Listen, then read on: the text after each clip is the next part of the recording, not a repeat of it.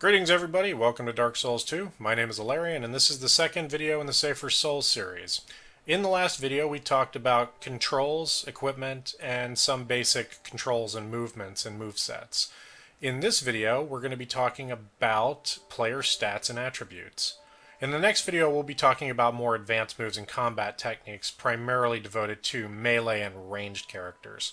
However, for those people who might have skipped the prior video, there is one thing I do want to reiterate, and that is weight. And we'll talk about we talked about weight a lot at the end, but in case you didn't remember, weight is the information on the bottom right side of the screen. And for all new players, it's very important that you always keep your weight below the 70% threshold, and that's to make sure that we're always maintaining the ability to have a good roll, which is not this. This is a fat roll versus the much more quick and useful mid roll. Alright, so getting right off, wanted to talk about player attributes, and we can take a look at those in the stats screen. And at the very top, you'll see level, souls, required souls, and soul memory. Your level is your current player's level, or soul level, as you'll hear it called occasionally. And every time you level up your character, you gain the ability to raise one of your attributes, which are these on the left side, 1 point. All right. Now, 158 may sound like a lot, but the leveling in Dark Souls 2, as compared to the prior games, actually scales very slowly, which means in a single playthrough, you can gain pretty good levels. And in fact, this is the Safer Soul character I made at the beginning of the series when I started taping it. And after a single playthrough, which isn't even quite complete yet, I've gotten to level 158. Now, this next stat is souls. And that is the amount of souls that your character is currently carrying at this moment. You can also see this down in the bottom right side of the screen. And these are the souls that are currently at risk, the souls you have gathered since the last time you have either spent or lost your souls. And at this point, we can use these souls to level up, but as I said, these are the souls that we are floating, as you might hear the community say, and they're the ones that are at risk if I die. So these are the souls that if I die will drop on the ground, and if I'm not able to get back to the point where I died and touch my bloodstain to recover them, these are the souls that I could lose. It's very important that you're always aware of how many souls you're floating at any given time, because you don't want to put your souls at risk unnecessarily. And that brings us to the third stat, which is required souls. And this tells us how much or how many souls we need in order to level up one more time. And you can see here I have 36,000 souls, and I only need 33,000 to level, so I can gain one more level with these souls. However, souls are not just used to level up. They are essentially the currency in the entire game. And these will be used at merchants for buying or upgrading equipment. As you can see, I can talk to this merchant here, and the amount that she tells me down here is how many souls it would take for me to buy these items from her. Alright. So going back to our stat screen, there's one final stat at the top, and that is soul memory. And soul memory is new in Dark Souls 2. And what this is essentially a record of all the souls that you have ever obtained actively on this character by either defeating enemies or by using and consuming soul items like those you see right here. And the reason that this was implemented was to address some problems that existed in Dark Souls 1. Currently, soul memory is what is used to determine your cooperative or PvP soul range, the range of opportunity for people to either take part in your game cooperatively or to invade you. All right, and the reason that that was implemented was because in Dark Souls 1 there was a problem in that very experienced players were able to create new characters, and because of their knowledge of the game, could proceed to very later levels of the game and gain powerful items and upgrade those items to their maximum level while maintaining a very low soul level. And what that allowed them to do was to enter and invade the game of newer players and essentially harass them. So what the soul memory does is keep a check on what level you probably should be at this point and limit your ability to invade players. However, it does also limit your ability to perform cooperative actions to summon or be summoned into someone else's game. So if you are running through the game and you've been relying heavily on getting summoned in one area to gain some extra levels, and all of a sudden you're not getting summons in a place where you were prior to that having an easy time getting summons, it's probably because your soul memory has gone up too far and you need to move on to a different area. All right, on the left side of the screen, you can see our attributes, and those are Vigor, Endurance, Vitality, Attunement, Strength, Dex, Adaptability, Intelligence, and Faith.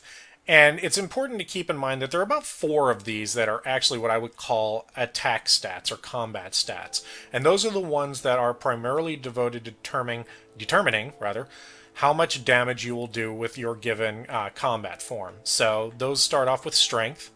And strength is primarily related to heavier weapons, things like clubs and axes, and also most of the slashing style swords. And then also dexterity. Dexterity is primarily related to smaller, faster weapons, things like daggers and rapiers, and also most of the bows in the game are based on dexterity. And then intelligence. Intelligence is primarily devoted to sorcery-style spellcasting. And finally, faith, which is primarily devoted to divine spellcasting or miracles. All right, and the rest of these are what I would call support stats. Those are Vigor, Endurance, Vitality, Attunement, and Adaptability. And let's talk about what each of these does. The first is Vigor, and Vigor, it says straight up, as you can see here, it determines your hit points. So every time you raise your level in Vigor, it's going to raise your hit points, as you can see next to it. And these first 3 are conveniently next to each other for what they raise. Now, Vigor's not the only thing that raises your hit points. Every time you gain a level in one of these other attributes, you will gain 1 hit point from it. However, Vigor increases your hit points at a much faster rate. So it's an important stat to keep in mind. However, in Dark Souls 2, as opposed to Dark Souls 1, Vigor does not increase your hit points substantially each level. It's a fairly small amount, depending on what level you're currently at. And it's not the be-all, end-all that it might have been if you're coming from Dark Souls 1, where Vigor could raise your health to ridiculous heights. The next 2 were originally in Dark Souls 1 combined, but they've been split here. And the first is Endurance, which determines your stamina. The next is Vitality, and Vitality is what determines your maximum equipment load. As you can see here, I have an equipment load of 76, and if I raise my Vitality, I can increase that so that I can wear primarily heavier equipment, also so that I can move faster and potentially have better roll speeds depending on my equipment encumbrance. And then we have Attunement, and Attunement is primarily tied to the number of spell slots you have. And it's got some other abilities, but we'll show you those in just a minute. But primarily Attunement is going to determine how many spells you can cast or how many different spells you can memorize at any given time. Now, Adaptability is new in Dark Souls 2, and it replaces the relatively useless resistance stat from Dark Souls 1. And it's a very important stat to not ignore. And what it does is it speeds up certain actions that you complete in game. For example, if you raise up your adaptability, eventually the speed at which you drink Estus will be increased. However, it also raises this stat here, which is Agility. That's a new stat in Dark Souls 2. And this one is tied to your ability to invade, primarily through rolling. Now, in Demon Souls and Dark Souls 1, rolling was very powerful and one of the more preferred methods of avoiding damage, because for much of the roll, the frames of animation, or much of the frames of the animation during the roll, you are actually invincible to damage. That has been changed in Dark Souls 2 to balance out rolling versus blocking a little bit, and now the number of frames where you are invulnerable, or iframes as they're known, is tied slightly, or at least to some extent, to your agility. Alright, so agility is an important stat to keep in mind. It affects several things, but mostly it's going to affect the number of iframes that you gain from rolling. And the general guideline I've seen from most of the community, the agreed to breakpoint for that, is that you want your agility in the later stages of the game to get to at least around 100. Alright, now each of these attributes has secondary stats or abilities that they can affect depending on when you raise them, and those are over here. And we'll take a look at those a little bit easier by going over to the Emerald Watcher and going into the level up screen.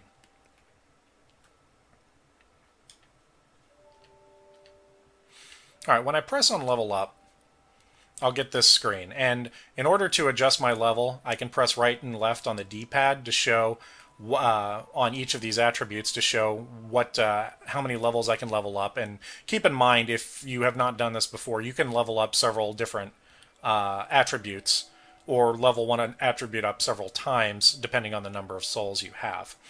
But as we go down the list, you can see here I've selected Vigor, and on the right side you get a highlight across the different abilities that it can affect. So here it's showing hit points, and it's also showing Petrify resistance. So if I raise up my Vigor by 1 point, try that again, all right, you can see that my hit points would increase from 1315 to 1345, and also that there's the ability for my Petrify resistance to go up. Now, it didn't go up here because sometimes it takes more than one level in order to increase some of these secondary stats, particularly resistances. Going down to Vigor, or excuse me, from Vigor to Endurance, if I raise that 1 point, now Endurance covers stamina, and as you can see here, my stamina increases from 125 to 126, but it also increases that 1 point that I told you you always gain in hit points. And it also affects Poise, and we'll talk about Poise after we're done showing the level up screen. For Vitality, again, this primarily affects your equipment load, but it also affects your poison resistance. Now, attunement is interesting in Dark Souls 2 because it doesn't just affect your slots for casting, it affects the speed at which you can cast spells. So there is a secondary reason why you may want to raise your attunement past the point at which you think you need spells, the number of slots you need. Also, attunement has a direct effect on curse resistance, and interestingly, it also can affect your agility. It does not scale up agility as quickly as adaptability does, but it does have an effect on it. Strength obviously raises your attack bonus for strength, as you can see here, but it also raises your physical defenses. And Dex does the same thing, raising your attack bonus for dexterity as well as your physical defense. But Dex is also tied specifically to poison and bleeding damage, and here you can see it raises the bonuses for those. Adaptability, again, it doesn't just raise your agility. It's one of the more interesting stats they've put in because it also affects his poison bonus, but it affects several of your resistances over here, including poison, bleed, petrify, curse, and your poise as well. So again, it's an important stat to not ignore. Then finally, intelligence and faith affect the bonuses for your casting, and interestingly, they share fire and dark. As you can see here, both intelligence and faith affect your fire and dark bonuses, as well as your fire and dark defenses. For intelligence, magic is tied directly to intelligence, and only intelligence, and for faith, lightning is tied directly to faith. And interestingly, bleed is tied to faith as well. I wanted to take a moment and talk about Poise. And what is Poise? So Poise is a stat that you gain a base amount from your attributes that you can see right here, but there's also a final amount that is affected by your base amount as well as your equipment, which you can see here. You gain Poise primarily through armor. And if I click on a piece of armor, as you can see here with the King's Armor 5, all the way at the top of the screen, I gain 16 Poise from this, as opposed to the Llewellyn armor that gains 0. And as a rule of thumb, heavier armors will tend to have higher Poise than lighter armors. And that final amount is reflected over here. Now, what is Poise? Well, Poise is a little different than it was in Dark Souls 1, and I'll start by discussing that.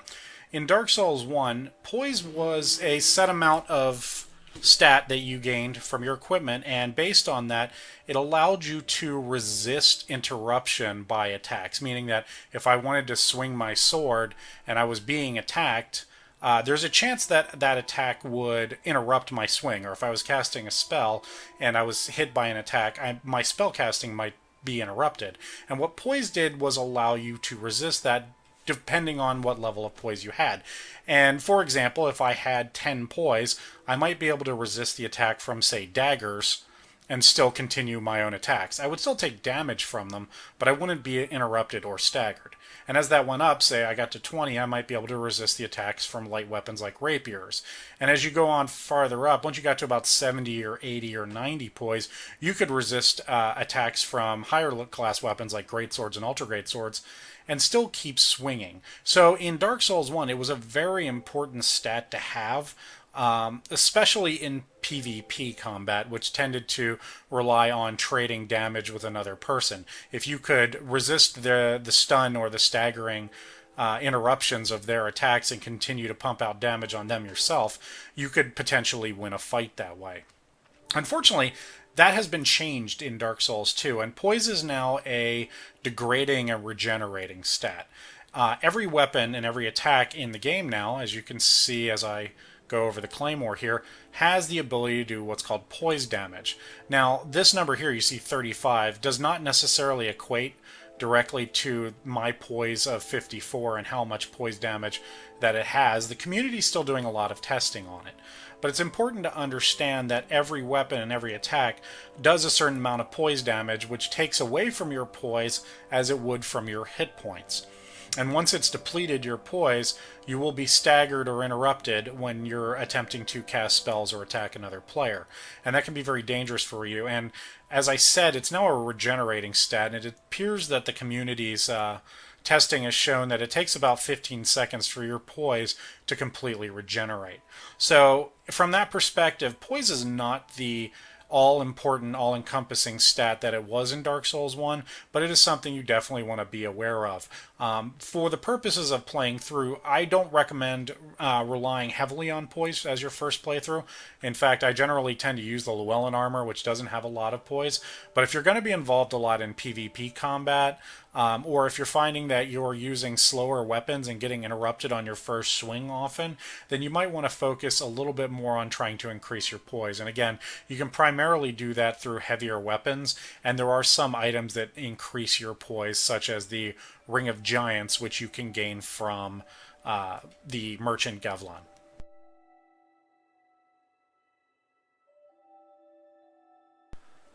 The next thing I want to talk about is weapon scaling and weapon information, and you can find that by looking at the weapon, or the equipment screen rather, and mousing or clicking over your weapons. Now, as I look over the Claymore, I can see on the right side its damage and defensive information, and we'll talk about that in just a minute.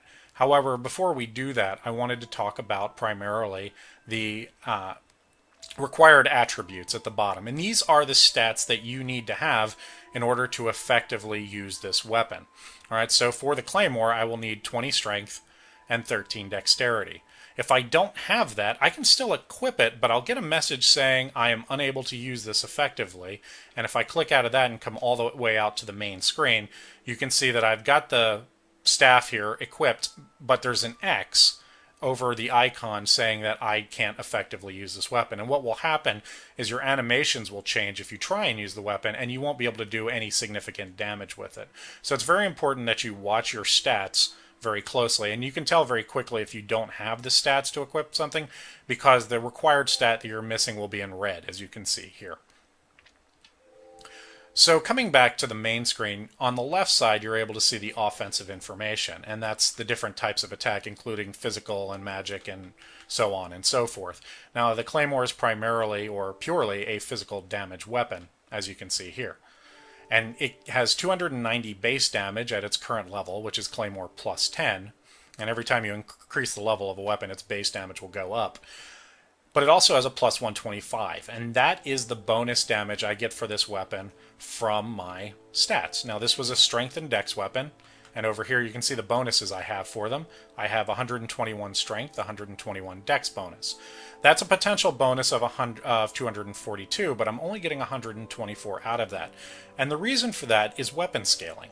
As you can see at the bottom again, there are letters next to different stats. And those letters tell you how well the weapon's damage bonuses scale based on your current stats. So as you can see here, this is a strength and dexterity weapon with C scaling in both of those stats, meaning I'm gaining about mediocre or half of the bonus that I potentially could get if I gain the full amount. So different weapons will have different scaling, and it's important for you to keep an eye on this because generally weapons with better scaling will perform better. However, it will depend partially on your play styles and preferences and moveset to determine if you like a weapon better or you think it's better in certain situations. So for me, the Claymore plus 10 is really a preferable weapon because it has decent scaling, if not great, but it has a really good moveset and it has really good range, as opposed to, say, the Mace, which has really decent scaling, but has a much shorter range, and I prefer to have a little bit more reach in my attacks. Also, as I said, one of the things that will happen as you increase the level of weapons by reinforcing them at the blacksmith, they will gain base damage, but some weapons may actually increase their scaling. So here I have a mace plus 3, and as you can see at the bottom, it has B scaling and strength, which is pretty good. But I can tell you from experience, if I increase this mace to plus 10, that strength scaling will go from B to A. All right. Also, because this is Japan, I just wanted to point out that the highest level of scaling you can get is S, because Japan. All right. So that's the way equipment and scaling works and affects the damage amount you can see on the left side. But there is a defense amount over here too. And it is important to note that every weapon in the game can be used defensively, so they all have defensive stats. For example, if I switch to two-hand on my Claymore here, and I engage the block button, the L1, as I normally would with a shield, I go into a defensive stance. However, as you can see on the left side, the defense is not all that good. There's only 60% physical reduction from trying to block with a Claymore, and then very, very poor elemental. So let's take a look at this as it relates to shields, because that makes a little more sense. All right, so here I have the Dragon Great Rider shield, and on the left side, you can see that it is much more sufficient stats for blocking. At the very top, it has 100% physical reduction. That means if I'm taking purely physical damage, I have the ability to block all of it. And then below that, these are all the different elemental damages that you have the potential for blocking, which is pretty decent all around, except for Petrify and Curse. But more importantly than anything else, you need to understand stability. Now, what stability does, as I said previously, anytime you are blocking an attack, taking damage on your shield, it costs you stamina. And that's really important to keep in mind because you can't block forever. So what stability does is determine how much stamina it costs in order to block, and keep in mind that the higher the number, the better. So the higher the stability of the shield, the less stamina it's going to cost you to block an attack. And let's compare that with the smaller shield. So here I have the Benhart's Parma, and this is a buckler, and you can see it has it has 80% physical reduction, which is not particularly great. And it has decent elementals, but it only has 40 stability. So if I'm trying to focus on a blocking style with this weapon, or with this shield rather, it's not going to be able to block all of the damage. And on top of that, for the damage it does block, it's going to eat a fairly large amount of stability. Compare that to the Dragon Rider Great Shield, and you can see here it blocks all the damage physically. And it also has pretty high stability. So one of the things that you want to keep in mind when you're looking at shields is that one of the trump factors in whether a shield is good or not is going to be what the stability level is of that shield, rather. So you can see here, this is the Drangleic Great Shield. It has 100% physical damage resistant. It has mediocre elemental resistances, and it has 55 stability. And if I was a person who really liked to focus on parrying, you can see that the Drangleic Shield, let's equip it. This is a kite shield, and because it's a kite shield, I do have the ability to parry with it, as opposed to the Dragon Rider shield, which has no parry ability. So when you're choosing shields, you want to really keep in mind the damage reductions that it has, the stability it has, and then also whether you prefer to focus on parry or whether you prefer to focus on just blocking. Alright, in this video we talked primarily about your attributes and stats. I think we covered everything we need to in regards to that. We talked about how weapon damage and bonuses work. We talked about shields and stability. In the next video we will be talking about more advanced movesets than we mentioned in the prior video. We'll talk about basic combat techniques for melee and ranged characters. Alright everybody, I hope this video helped, and I hope to see you in the next video.